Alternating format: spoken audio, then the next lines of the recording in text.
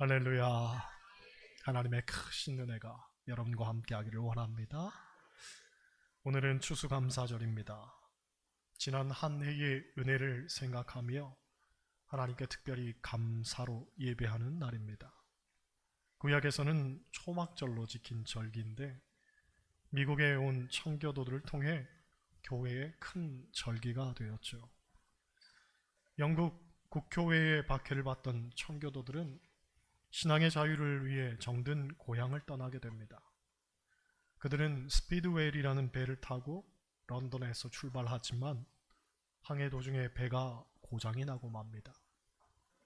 보통 배가 고장이 나면 항해를 포기합니다만 102명의 청교도들은 포기하지 않고 다시 메이플라워 호를 옮겨 타고 떠나죠. 처음 그들이 떠날 때 붙들었던 말씀은 창세기 12장이었습니다. 곧 아브라함이 갈 바를 알지 못하고 본토 친척 아버지의 집을 떠났던 것처럼 그들도 비록 갈 바를 알지 못했지만 그저 하나님의 약속을 믿고 떠난 거죠. 그리고 떠난 지 112일 만에 미국 보스턴 인근에 상륙하게 됩니다. 지도를 보면 보스턴 지역은 위도상 우리나라의 평양보다도 더 위쪽에 위치해 있기 때문에 겨울이 되면 굉장한 강추위가 엄습해 옵니다.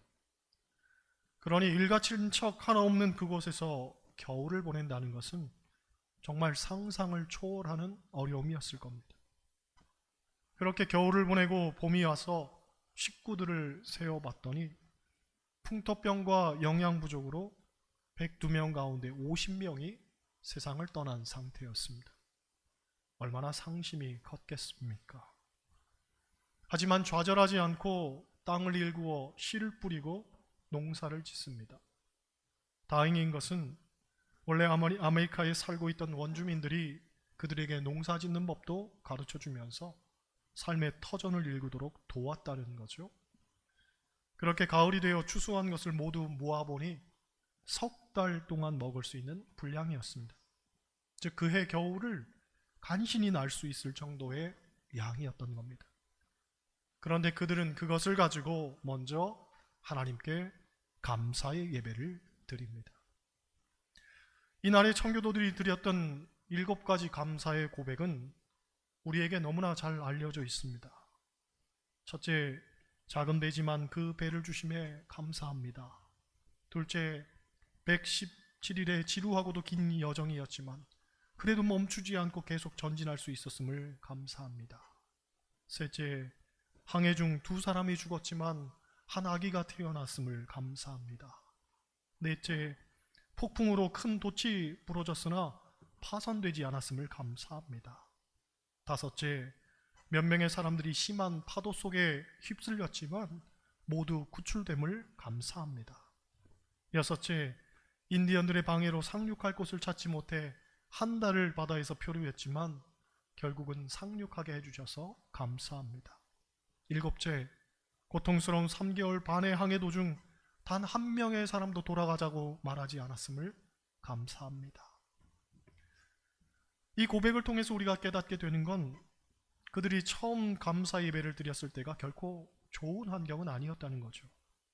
앞서 언급했듯이 믿음으로 떠났지만 1년이 채 못 되어 약 절반에 가까운 사람들이 죽고 농사를 지어 수확은 했지만 그해 겨울을 간신히 날 수 있을 정도였으며 그 무엇 하나도 보장된 건 없고 하루하루를 그저 버텨내는 마음으로 살아가는 그때에 하나님께 감사의 예배를 드린 겁니다. 즉 없는 중에도 있는 것을 찾아 감사하는 바로 그것이 추수감사절의 정신인 거죠. 여러분, 그리스도인은 좋을 때만 감사하는 것이 아니라 고난 속에서도 어려울 때도 없는 중에도 감사할 수 있어야 할 줄 믿습니다. 풍부할 때만 감사한 것이 아니라 부족할 때에도 오히려 하나님 안에서 자족하는 삶의 방법을 배워야 하는 거죠. 오늘 본문은 바울과 실라가 겪었던 기적에 관한 내용입니다. 배경은 이렇습니다. 그들이 빌립보에서 말씀 전할 때에 점치는 귀신 들린 여종 하나를 만나게 됩니다. 이 여자가 귀신이 들려서 점을 치니 상당히 용했을 것으로 추정합니다. 그래서 주인에게 큰 이익을 줬다고 하죠. 그런데 이 여종이 바울과 실라를 보더니 따라오면서 소리를 지르는 겁니다. 이 사람들은 지극히 높은 하나님의 종으로서 구원의 길을 너희에게 전하는 자라. 귀신이 용케도 사람을 알아보는 거죠. 이 사람들은 하나님의 종이라는 겁니다. 그렇게 몇 날 며칠을 쫓아다니면서 외치니 바울이 그 여종에게 말하죠. 예수 그리스도의 이름으로 내가 네게 명하노니 그에게서 나오라.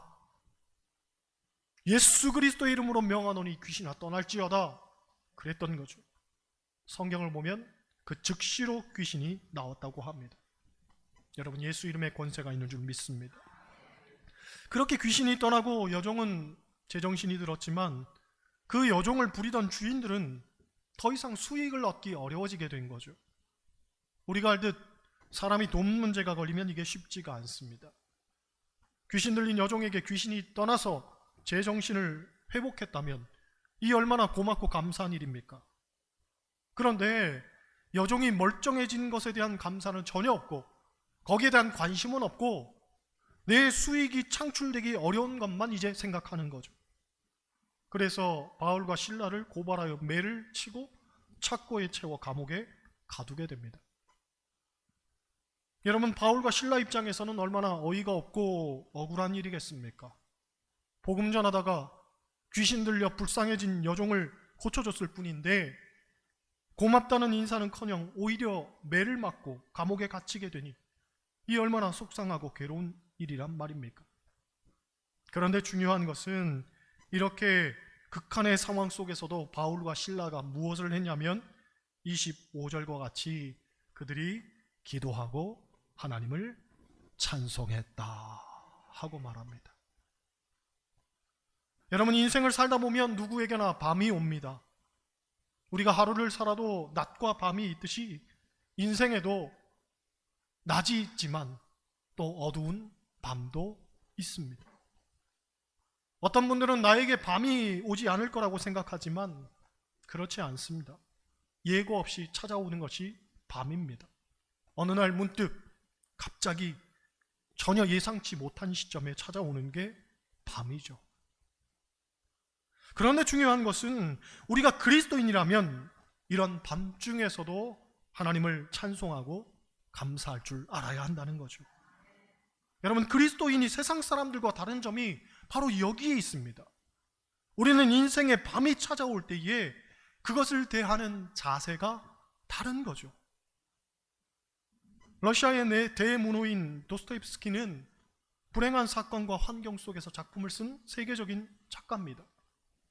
그의 아버지는 그가 어려서 살해되었고 고아로 자란 그가 청년기에 혁명당에 가입했다가 체포돼서 사형 선고를 받습니다.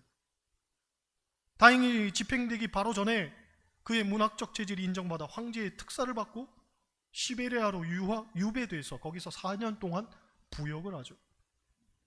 그는 첫 번째 결혼에 실패하고 재혼하여 낳은 아들은 가난과 추위로 병들어 죽습니다.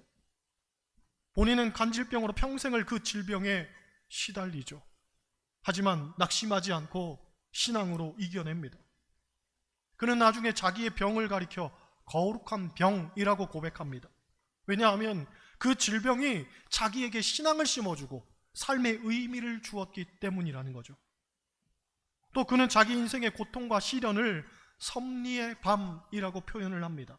왜냐하면 하나님께서 가장 좋은 것을 주시려고 자기에게 찾아온 인생의 밤을 더 극적으로 어둡게 하셨기 때문이라는 거죠. 결국 그는 모든 것이 우연이 아닌 하나님의 합력하사 선을 이루는 과정이라고 받아들였던 겁니다. 그래서 도스토옙스키의 작품에 나타나는 일관된 주제는 어두운 밤은 아침을 깨우기 위한 진통의 과정이다 라는 것이었습니다. 성경을 보면 동방의 의인이라고 소문난 욥에게도 인생의 밤이 찾아옵니다. 사랑스러운 열남매가 졸지에 죽임을 당합니다. 그 많던 재물이 눈 깜짝할 사이에 사라져버립니다. 갑자기 몸에 원인 모를 악창이 돋아나서 고통을 당합니다. 완전히 참담한 나락으로 떨어져 버립니다. 그러나 욥은 입술로 범죄하지 않았습니다. 주신 자도 여호와시요 취하신 자도 여호와시니 여호와의 이름이 찬송을 받으실지어다. 오히려 하나님을 찬송하죠. 사단 마귀가 아무리 그의 입에서 원망과 불평이 나오게 하려고 했음에도 불구하고 욥은 하나님을 오히려 찬송합니다. 그렇습니다. 여러분, 성도의 입술은 찬송과 감사의 입술인 줄 믿습니다. 욥이 감사할 때 하나님은 모든 어려움에서 그를 건지시고 더 큰 은총을 부어주셨다는 사실을 우리는 기억해야 됩니다. 또 다니엘을 보십시오. 그는 왕조가 3번이나 바뀌어도 남의 나라에서 총리의 자리를 지켰던 사람입니다. 하지만 그가 유대인이라는 것과 하나님을 섬기는 사람이라는 것 때문에 모함에 빠져 사자굴에 던져지게 됩니다. 사람이 모함을 당할 때의 기분은 정말 이루 말할 수가 없죠. 너무나 비참합니다. 그러니 우리 같으면 내가 가진 것을 다 쏟아 부어서라도 이런 모함을 심판하고 제지하려고 했을 겁니다. 그런데 다니엘은 달랐습니다. 이런 상황에서도 예루살렘을 향한 창문을 열어놓고 하루에 3번씩 기도하고 감사했다고 하죠. 성경을 보면 거기에 한 단어가 더 나옵니다. 전에 하던 대로. 전에 하던 대로. 즉 그는 늘 기도하고 감사하는 사람이었고 위기에 처하고 고난이 찾아왔을 때에도 여상하게 기도하고 감사하는 사람이었다는 것입니다. 그랬더니 그를 사자굴에 던져도 사자가 해치지 못했던 거죠. 즉 하나님이 지키셨던 겁니다. 또 예수님도 마찬가지였습니다. 당장 내일이면 제자의 배신과 더불어 십자가를 져야 하는 어두운 밤을 지나고 있었습니다. 그런데 마가복음 14장 16절을 보면 그 밤에 예수님은 찬송을 부르며 감난산을 가셨다고 합니다. 여러분, 인생의 어두운 밤에 찬송을 부른다는 건 결코 쉬운 일이 아닙니다. 이 일은 그저 믿고 순종하는 자만이 할 수 있는 일인 거죠. 그런 면에서 보면 신앙생활이란 그저 믿고 따르는 일입니다. 즉 우리가 매사를 하나님께 감사하면 해결 방안은 그 다음에 하나님이 허락하시는 거죠. 다시 말해 먼저 해결한 후 감사가 있는 게 아니라 먼저 감사할 때 우리는 하나님의 기가 막힌 해결을 경험하게 되는 겁니다. 여러분, 세상의 이성과 과학은 분명할 때만 움직입니다. 그러나 믿음의 세계는 갈 바를 알지 못하지만 믿고 떠나는 거죠. 바로 여기에 신앙과 과학의 차이가 있습니다. 분명하고 선명해야지만 움직이는 것은 신앙이 아닙니다. 그건 과학이겠죠. 어쩌면 신앙생활은 일종의 모험과 같은 일입니다. 불투명하지만 확실치 않지만 우리는 하나님에 대한 믿음을 가지고 움직이는 겁니다. 그래서 종교개혁자 칼빈은 말하기를 신앙이란 눈을 감고 귀를 기울이는 것이다 라고 말합니다. 신앙이란 눈을 감고 귀를 기울이는 것이다. 세상에서 살 때에 우리가 눈을 감으면 절대로 안 됩니다. 왜냐? 눈을 감으면 코를 베어가는 게 세상이기 때문입니다. 그러니 눈은 항상 뜨고 살아야 되겠죠. 게다가 그렇게 눈을 뜨고 살아도 어디서 뒤통수를 맞을지 모르기 때문에 눈은 아주 부릅뜨고 살아야 됩니다. 그런데 믿음의 세계는 그렇지 않습니다. 눈을 감아야 합니다. 그래야 말씀이 들립니다. 하나님의 음성이 들립니다. 그리고 하나님의 인도하심을 경험할 수가 있습니다. 요한복음 1장 1절은 이렇게 말하죠. 태초에 말씀이 계시니라. 이 말씀이 하나님과 함께 계셨으니 이 말씀은 곧 하나님이시니라.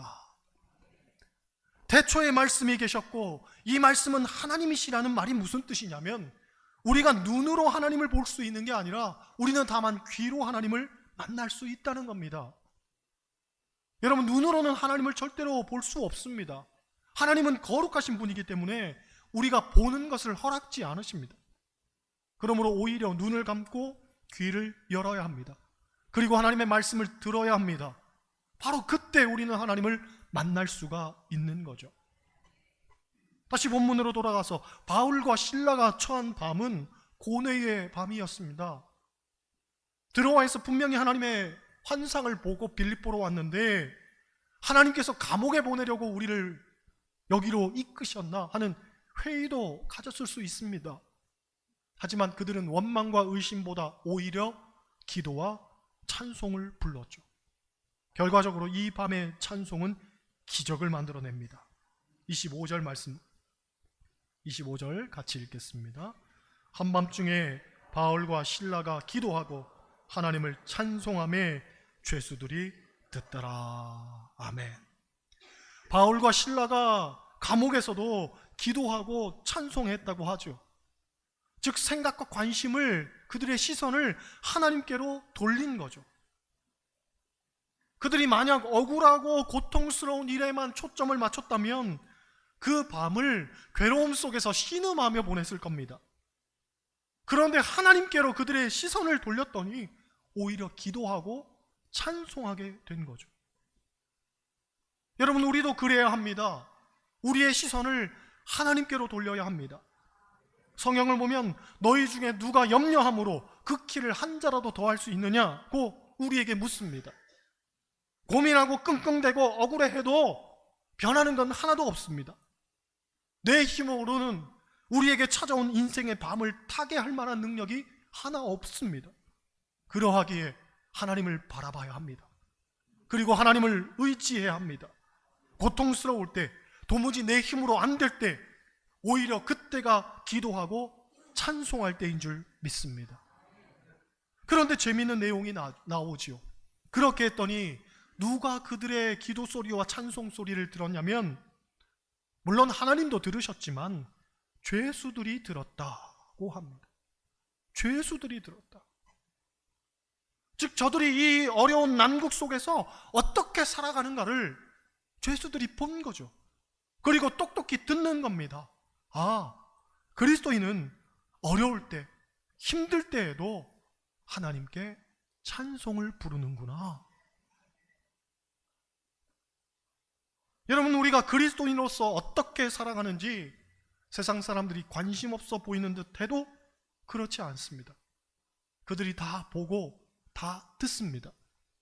말을 안 해서 그렇지 잘 사는지 못 사는지 어떤 선택을 하며 사는지 다 보고 다 압니다. 그러니 우리는 고난을 당할 때 더더욱 하나님께 기도와 찬송으로 나아가야 합니다. 왜냐하면 바로 그때가 세상 가운데서 하나님의 이름을 더욱 드러낼 때이기 때문에 그렇습니다. 평소에는 듣지도 않던 사람들이 우리가 고난에 처했을 때에 찬송하고 감사하면 그들이 분명히 또렷이 듣는 거죠. 우리의 기도와 찬송 소리를. 결과적으로 기도와 찬송은 기적을 만들어냅니다. 지진이 일어나고 옥문이 열리고 바울과 실라의 결박이 풀어집니다. 하나님께서 놀라운 기적을 베푸신 거죠. 그런데 와중에 그곳을 지키던 간수가 죄수들이 없어진 줄 알고 자결하려 합니다. 왜냐하면 감옥에 갇힌 죄수들은 어떻게 해서든지 탈출하고 싶어 하는 것이 정상이기 때문에 그렇죠. 예전에 광복절 특사라는 영화가 있었습니다. 차승원 씨와 설경구 씨가 주연인 영화였는데, 감옥에 갇힌 두 사람이 너무 답답해서 땅굴을 파고 죽음을 각오하고 탈출에 성공합니다. 그렇게 탈출하고 난 다음 날 신문을 사서 봤더니 광복절 특사 명단에 자기들의 이름이 떡하니 올려져 있는 거죠. 하루만 참았더라면 자동적으로 나오는 건데 그만 탈옥을 했으니 잡히면 그에 상응하는 대가가 얼마나 무섭겠습니까? 그래서 다시 감옥에 몰래 들어오려고 안간 힘을 쓰는 그런 해프닝을 다룬 영화입니다. 비견한 예지만 죄수는 그렇죠. 기회만 있으면 도망치려고 합니다. 그런데 바울과 실라는 도망치지 않고 오히려 거기 그냥 서 있는 것을 보고는 간수의 마음에 감동이 되어 그가 예수님을 구주로 영접하는 일이 벌어집니다. 어떤 주석을 보니 이 본문을 가리켜 이런 말을 합니다. 믿음의 눈이 열리니 하늘문이 열리고, 하늘문이 열리니 감옥문이 열리고, 감옥문이 열리니 간수의 마음문이 열리더라. 우리는 흔히 기적을 말할 때 감옥문이 열리고 지진이 일어나고 착고가 풀어지고 세상은 알지 못하는 신비한 일들이 일어나는 것을 생각하지만 사실 정말 귀한 기적은 사람의 마음 문이 열리는 것입니다. 소위 3살 버릇 80까지 간다고 하는데 사람 마음이 열리는 것 정말 쉽지 않습니다. 그런데 이런 사람의 마음 문이 열려서 사람이 변화되고 예수 그리스도를 구주로 영접하는 것, 이것은 기적 중에 기적인 겁니다. 그런데 본문은 이것이 어디서부터 시작이 된다고 말합니까? 우리의 믿음의 눈이 열리는 것에서부터 시작된다고 말합니다. 즉 우리의 시선을 고통과 고난에 두지 않고 오히려 하나님을 향해서 두었더니, 즉 믿음의 눈이 열리니 하늘 문이 열리고, 하늘 문이 열리니 감옥 문이 열리고, 감옥 문이 열리니 간수의 마음 문이 열리는 거죠. 이렇게 간수가 부복하고 예수님을 구주로 받아들였을 때 비로소 바울과 실라도 그제서야 왜 하나님께서 그들을 감옥에 보내셨는지를 깨닫게 되었을 겁니다. 아마 생각했겠죠. 그렇구나. 바로 이 일을 위해서 우리를 이곳에 보내셨구나. 여러분, 하나님은 우리를 사랑하시기에 우리의 미련한 것을 벗기기 위해 어두운 밤을 줄 때가 있습니다. 그때 이것을 믿음으로 깨닫는 자는 인생의 밤을 만나서도 그 속에서도 찬송을 부를 수가 있는 거죠. 그러므로 인생의 낮을 잘 활용할 줄도 알아야 되겠지만 이 깊은 한 밤을 잘 활용하는 지혜를 가져야 됩니다. 역경 속에서도 어두운 밤에도 마냥 슬퍼만 하고 있을 것이 아니라 오히려 기도하고 찬송을 부르면 우리의 삶에는 반드시 하나님의 역사가 일어나게 되는 거죠. 오늘은 추수감사절입니다. 감사로 하나님께 나아가는 날이지만 정작 우리의 삶은 여러 가지 곤궁함과 비루함과 어려움 속에 탄식하고 있을지도 모르겠습니다. 혹 어떤 사람은 환한 기쁨과 웃음 가운데 인생의 낮을 맞이해서 이곳에 나온 분도 있겠지만 지금 처절한 밤 가운데 헤매고 있는 분도 있을 줄로 압니다. 하지만 그럼에도 불구하고 우리가 감사해야 할 이유는 충분합니다. 이 밤에 하나님 앞에 찬송하고 감사하면 하나님께서 상상도 못할 은혜로 우리의 삶에 역사하시는 겁니다. 모쪼록 여러분의 삶이 낮이든 밤이든 늘 기도하고 찬송하고 감사하는 삶 되시기를 주님의 이름으로 간절히 축원합니다.